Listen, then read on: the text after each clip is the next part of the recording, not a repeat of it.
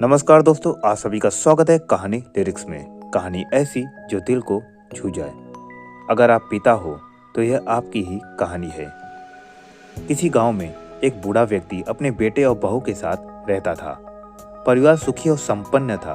किसी तरह की कोई भी परेशानी नहीं थी। बूढ़ा बाप, जो किसी समय अच्छा खासा जवान था, आज बुढ़ापे से हार गया था। चलते समय लड़खड़ाता था।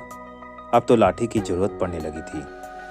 चेहरा झुर्रियों से भर चुका था। बस अपना जीवन किसी तरह व्यतीत कर रहा था। घर में एक चीज अच्छी थी कि शाम को खाना खाते समय पूरा परिवार एक साथ टेबल पर बैठकर खाना खाता था। एक दिन ऐसे ही शाम को सारे लोग खाना खाने बैठे थे। बेटा ऑफिस से आया था। भूख ज्यादा थी, इसलिए जल्दी से खाना खाने बैठ गया था। साथ में बहू और एक बेटा भी खाने लगे। बूढ़े हाथ जैसे ही थाली उठाने को हुए, थाली हाथ से छिटक गई और थोड़ी दाल टेबल पर गिर गई। बहू बेटे ने घृणा दृष्टि से पिता की ओर देखा और फिर से अपना खाना खाने में लग गए। बूढ़े पिता ने जैसे ही अपने हिलते हाथों से खाना खाना शुरू किया तो खाना कभी कपड़े पे गिरता तो कभी जमीन पर। बहू ने चिढ़ते हुए कहा, हे राम, कितनी गंदी तरीके से खाते हैं। मन करता है इनकी थाली किसी अलग कोने में लगवा दे। बेटे ने भी ऐसे सिर हिलाया जैसे पत्नी की बात से सहमत हो। नन्हा पोता यह सब मासूमियत से देख रहा था। अगले दिन पिता की थाली उस टेबल से हटाकर एक कोने में लगा दी गई। पिता की डबडबाती आंखें सब कुछ देखते हुए भी कुछ बोल नहीं पा रही थी। बूढ़ा पिता रोज की तरह खाना खाने लगा।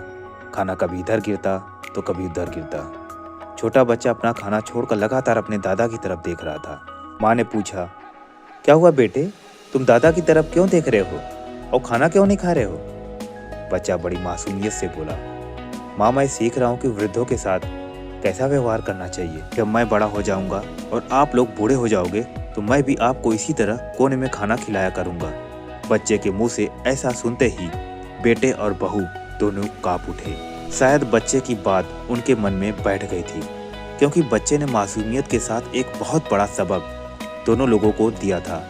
बेटे ने जल्दी से आगे बढ़कर पिता को उठाया और वापस टेबल पे खाने के लिए बिठाया, और बहू भी भागकर पानी का गिलास लेकर आई कि पिताजी को कोई तकलीफ ना हो। तो दोस्तों, माँ बाप इस दुनिया की सबसे बड़ी पूंजी है।